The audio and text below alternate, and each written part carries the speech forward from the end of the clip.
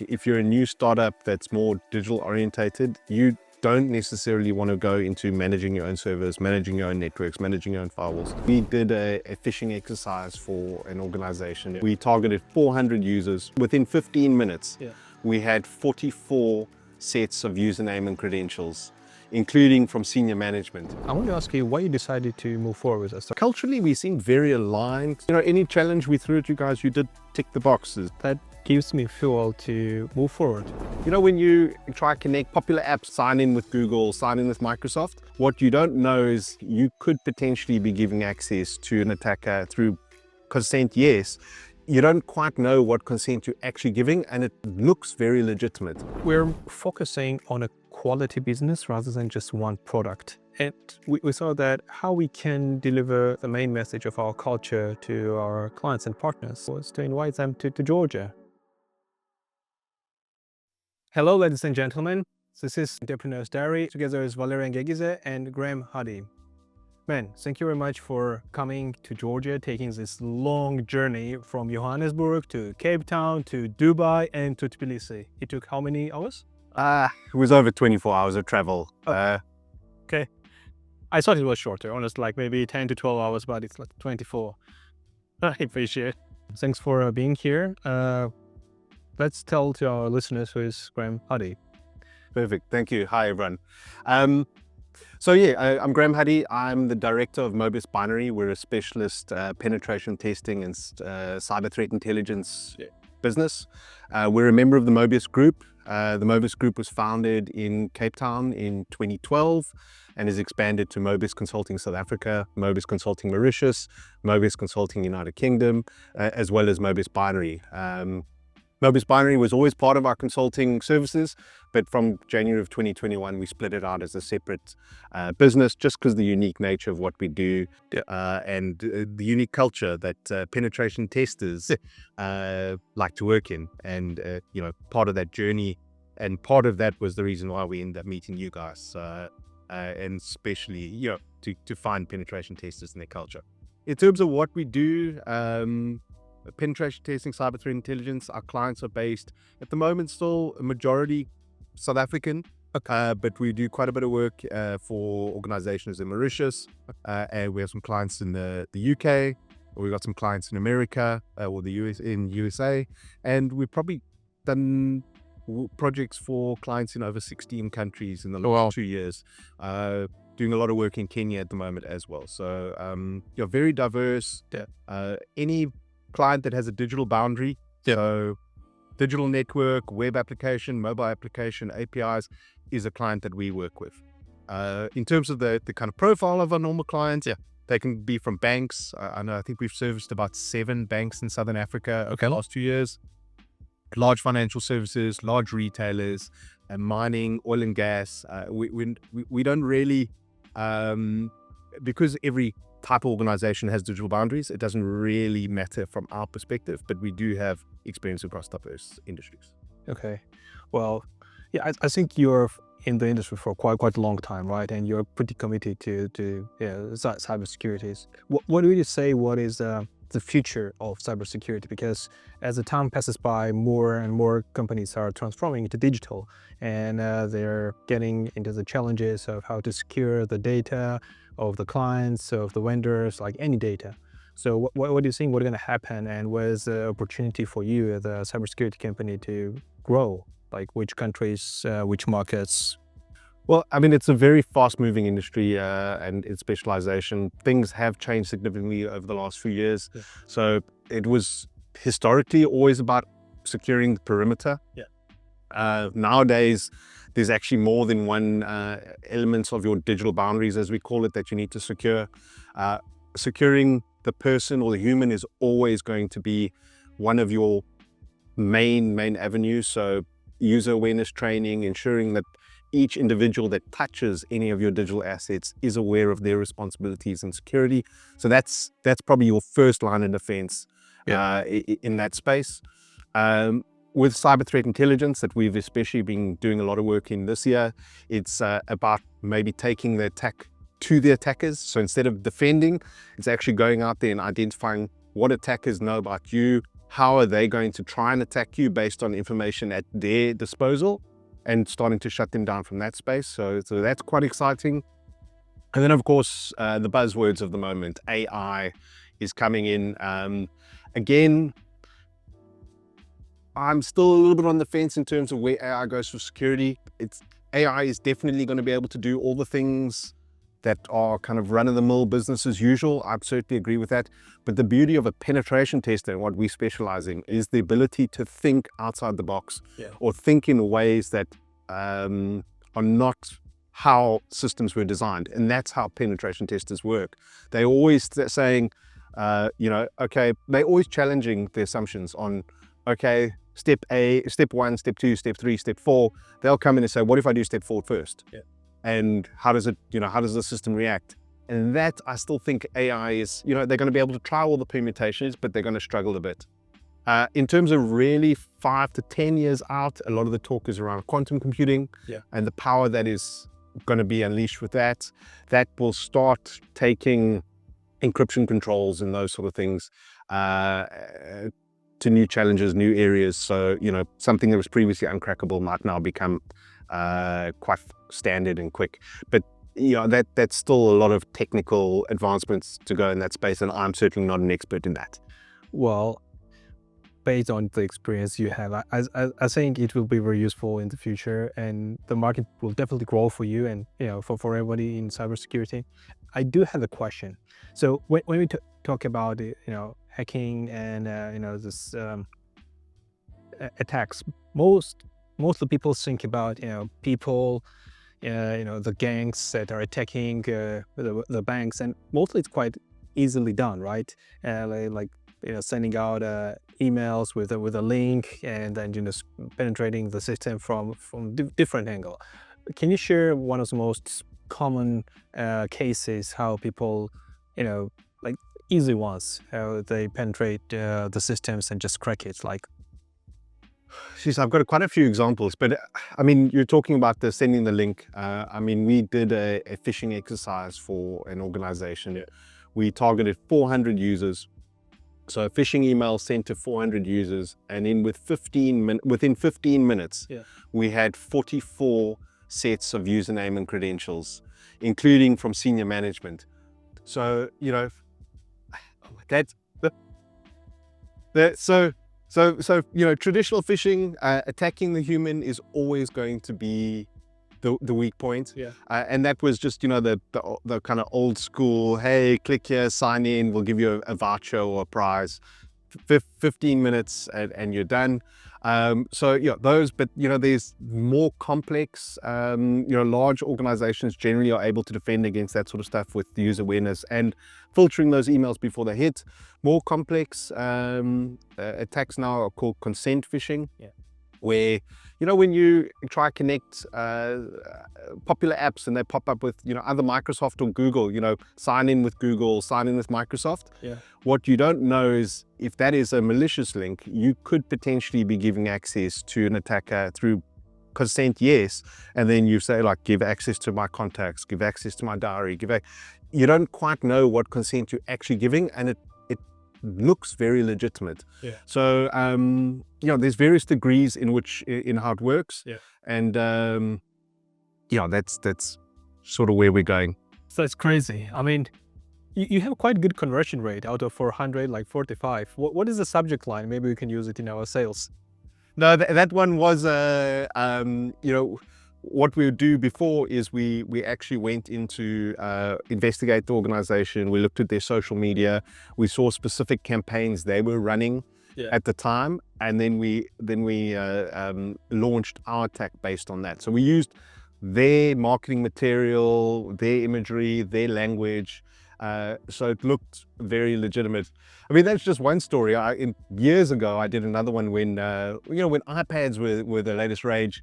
And we sent out, again, we targeted 10 users, okay, and we said, this company is trialing the use of iPads to be more efficient, but it's going to be on a first come, first serve basis. So if you want to be part of the trial, put your details, just sign in here, and we'll register you as being a member of the trial.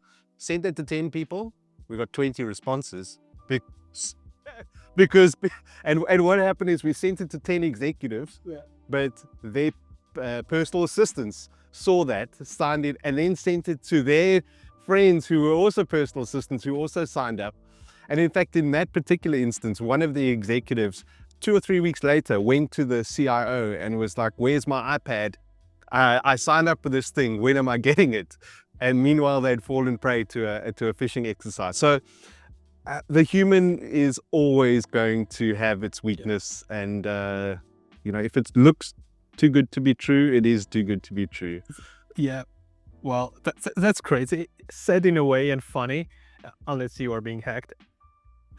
But I think we can learn a lot from penetration testers into the sales, so we can transfer your knowledge, because you actually learn your targets, their culture, user content, which most people in sales don't do. They just create a campaign and just send it out to everyone. So kudos to you, man. One question. So what do you recommend to founders, entrepreneurs, people with smaller companies who are just starting out? So how they can build up firewalls, or just have everything secured as much as possible? Like, is there recommendations?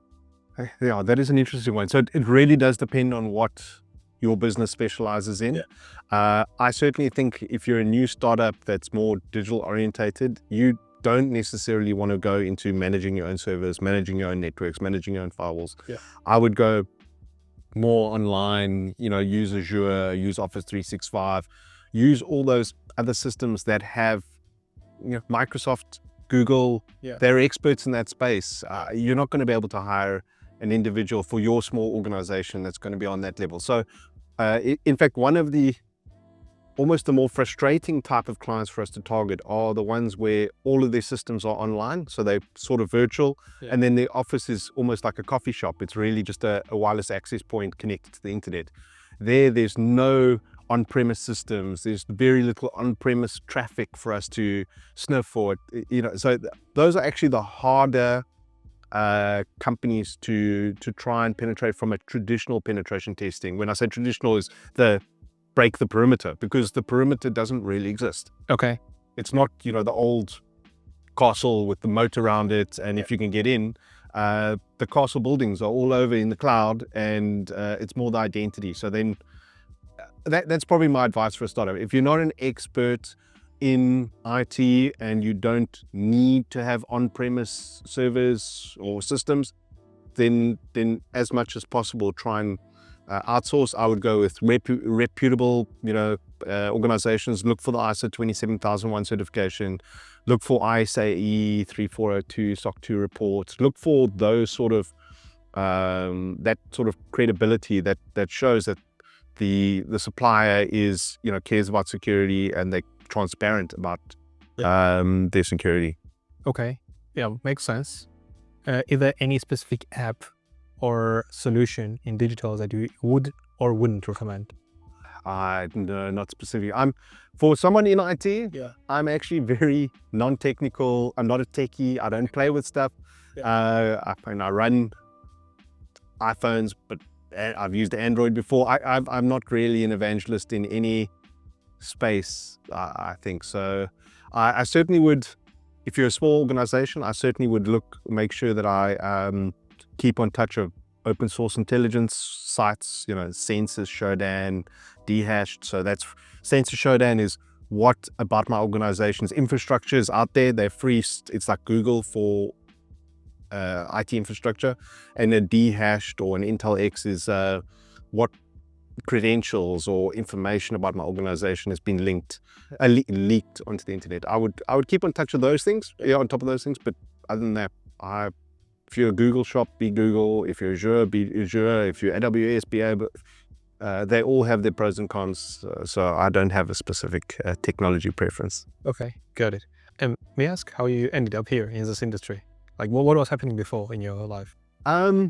It's a bit of a long story, but I fell into sort of IT by default. Okay. And I actually moved, when I left university, I moved over to London, and I got into some IT support roles. and my wife and I decided we wanted to study a bit more. So we moved back to South Africa, went back to university, finished my honors degree in information systems. And as part of companies recruiting from university, I got recruited by KPMG. Oh, wow. In IT audit and advisory. And of the new recruits that they brought in, I was the one that had spent a little bit more time in IT. So my manager at the time, or one of the managers at the time, said, well, you kind of know some technical stuff, so you're going to work for me, and you do security now. Yeah. And that's essentially how I started. And I learned, consulting houses are really great places to learn. You get to work with large clients. So, I had some good years with KPMG. Yeah. And then, of course, with Mobius Consulting, I was a more traditional information security consultant before. Yeah. And then I've worked in public sector in South Africa as an IT manager or head of IT. Yeah. So, get a bit of a diverse knowledge. But I've always liked working with different people, different clients, different environments. So consulting and penetration testing being a nice, exciting field is where I now find myself and fit. Okay. And how long are you in total doing cybersecurity? Cybersecurity, I started probably 2011. So, what was it, 13 years now? 13 years. Yeah, it's good timing. And so how big is your team right now? Like maybe the one that you manage and the whole Mobius Binary? So Mobius Binary, as a company, we're now 12. Okay. I think 12 is 12 or 13. 12, I think, is the number. Yeah, I remember if that includes me or not. And then the Mobius group in itself, I think, is around 60 to 70. It fluctuates a little bit in total. So, my team, 12 people, but the broader group is a lot larger. And they're global distributed, right? Yeah, so still the sort of concentration at the moment is South Africa. Yeah. And actually Johannesburg is probably where we have the most people in an office. Right. But Johannesburg, Cape Town, and then, as said, Mauritius, and then we've got a feet on the ground team in the UK that started last year, I think March. Okay. And they're also doing technical stuff or sales? Not sales, so consulting, but always on the kind of information risk management perspective. So when I say information risk, it's cybersecurity, privacy, third-party risk management, which is a massive, but from a cyber perspective, a third party is probably one of the biggest fields at the moment. But so less, we do some technical work, but we're very technology agnostic. They're not an implementer of equipment or systems. Yeah. We more help our clients identify what risks are specific to their organization and what controls they need to have in place. Okay. So that's where Mobius really fits, and walking that journey with a client to help mature the environment and mitigate those risks. Okay, makes sense. So I recently checked how we started to work together. Do you remember? I think it was Tatya cold call, reach out on Yeah, LinkedIn. exactly. So this is actually proof that calling or cold outreach works, and it can evolve into really great cooperation and partnership. And man, you're in very different industry in a way that people in cybersecurity are most cautious about, right? So that's like, if company from cybersecurity trusts you, it raises your bar, like literally. And I really appreciate you trusting us and building this partnership for this long time. I want to ask you why you decided to move forward with us, generally, like as a entrepreneur to entrepreneur. Like what moved you? Like what was the point where you said like, hey, they are legit, or it seems like a good deal? What was it? Well, let me start with the cold call reach out. It's probably one of those like serendipitous moments where I literally, South Africa is a smallish, like there's a smallish market in terms of resources available. So I'd really almost got to a point where I couldn't find team members for my team. And one of my strategic challenges to grow my business was how am I going to resource and recruit. So starting with juniors is great, and it's always part of our process, but to get them to a level where you're happy to send them to a bank And our work projects is very individual. So we don't necessarily send a team. We send, there's an application, one person, it's a one-to-one relationship per project. So taking a junior and having the trust in them to do that work is a long journey. It's not a 3 months, read this book, bye-bye. So that was probably the first thing, is I had a strategic challenge and I needed to solve it. Had the cold reach out, had an introduction call. We do have a shared service center back in South Africa with an HR team. Passed them over to them. They had a separate, they didn't have the strategic challenge I had. They have, their objectives they need to achieve. So they sort of met with you guys. Culturally, we seem very aligned from the phone calls, etc. We're a relationship business, and one of actually my personal challenges selling is we sell through relationships and referrals, not necessarily cold calls. So I think we're very similar in that space. And then ultimately, any challenge we threw at you guys, you did tick the boxes. So, we need to background check, criminal check, ID check all of our team. You guys were able to do that for us. The recruits we've received from you, or the candidates we received, all came from legitimate, banking backgrounds, etc., which does add legitimacy. And the candidates that we did meet, because remember the journey is meeting you, saying yes, let's see what you can bring me. But where the rubber hits the road is the saying is what are the candidates like, and what are the skills like, etc. And generally the candidates that you brought were very high quality and had the skills we needed. So I think that's probably the journey. And I think of all the candidates you've brought me, all are still with me. The first person since our relationship started is now, I think it's 1 year and 3 months that they've been with me. So, so far it's been quite a successful journey. Your words were my heart, really.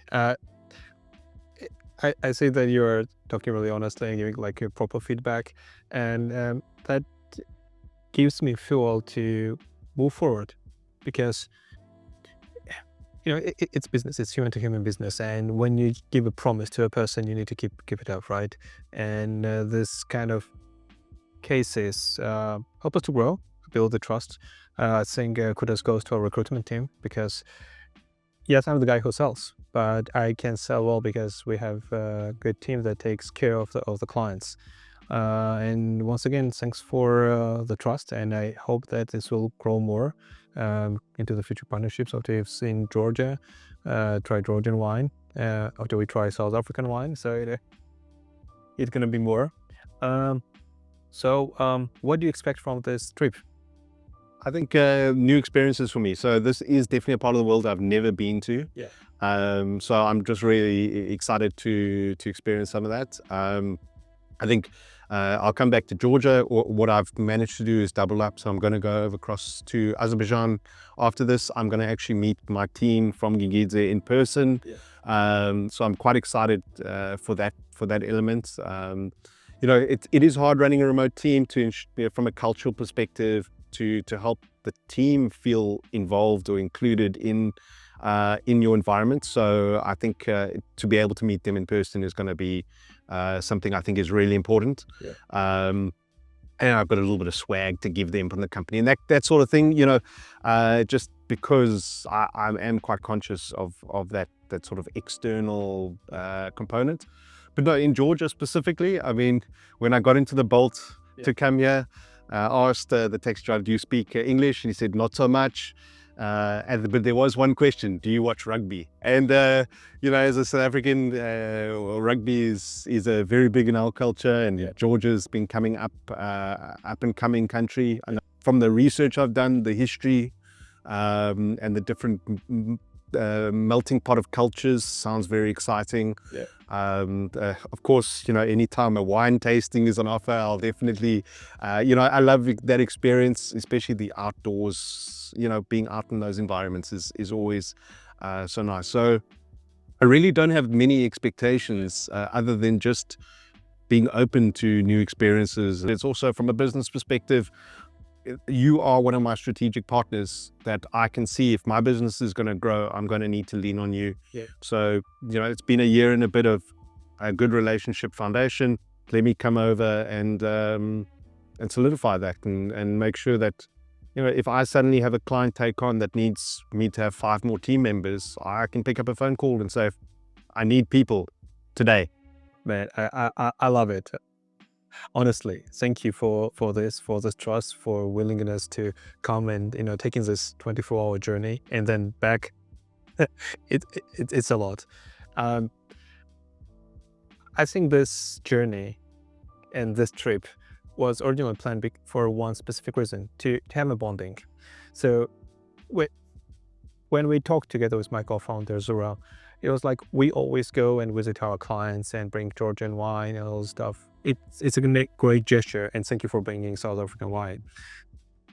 And at some point, we saw that how we can deliver the main message of our culture to our clients and partners. And the only way was to invite them to Georgia. And this trip is only about that, just to have fun, relax, because we all work a lot. So I hope that this few days will be a new experience for you, so you can know more about our culture, our history, our cuisine, our sense of humor. And this will just grow into a better relationship, into a better partnership. That's the whole idea. And I actually want to say a separate thanks to you to introducing it to other clients from UK and South Africa. And that means a lot. I appreciate that. So it's like one entrepreneur supporting another. That's a quite rare gesture in the business today. So thank you for that. No, pleasure. I mean, thank you. There's nothing more nerve-wracking than referring someone and then that referral doesn't work out. So the fact that I've referred and it's worked out is also, it's a two-way trust relationship. You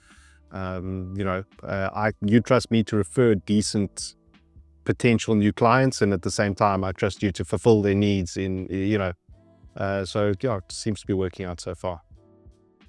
Thank you very much, mate. Thank you. Thank you for having me. Yeah. Is there anything else you might want to ask or say to our listeners or to our audience? Maybe I'm just going to ask a general broad question. I mean, I've been dealing with you, but maybe I don't think I've seen anything online. Like, what is your general client profile, the regions that you've been serving, and where you get your candidates from? Because that might be of interest to. Yeah, sure. So thanks for asking. So our journey looks a little bit chaotic. So we started 2017 in Georgia as a marketing agency, and we're pushing social media creativity, and we hit the roof of Georgia market quite fast. It took us like 1.5 years. And then me and my wife, we moved to Germany, to Berlin, because her parents lived there, and there's one of the hubs of the startups to grow the business. And we basically started from scratch because nobody knew us, nobody really was interested about that. So we started to sell whatever we could, like web services, digital marketing, production, whatever we could. And we found our sweet spot providing Georgian talent to German companies. At that time, that remote was not cool. Yeah, before COVID. Yeah, before COVID. And we were struggling a lot because nobody really understood the idea. Yes, it was cost optimization, nearshoring, you can call it different ways. But we were struggling. And when the COVID hit, we were ready to catch the wave. And it started to grow quite fast. In a year, we grew from, 5 people team up to 100. And, it started growing and growing more. Instead of selling only in Germany, we are currently selling over 17 countries. Most of this is Europe, US, Canada, a little bit of Gulf countries, Singapore. And our client profiles, majority of them, they're like startups, Series A and up, some SMEs, agencies, and we have 2 enterprises, but we never tried to work with them. We ended up with referrals. And mostly we are building their remote teams. Initially we started with IT, and then we moved to marketing, design, and currently we added operational teams like customer support, sales, whatever can be done remotely. So we're focusing on a quality business rather than just one product, because what we learned down on the way is that you cannot get many good quality clients, but the ones that you can get, you can serve them better. So instead of, like we started working with you as penetration testers, and I really admire your approach to the business.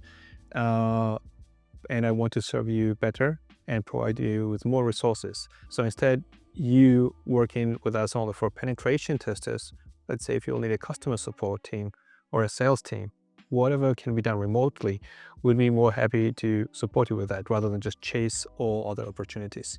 So this way, we ended up building a very steady and trustful business, and also interesting one. So that's what we are trying to achieve, to work with cool entrepreneurs, play the game that we all like, and just get a joy. That's it. Okay. Oh, great. Sounds like an amazing journey. It does. I'm learning every single day. So it was quite chaotic. It's it was ups and downs.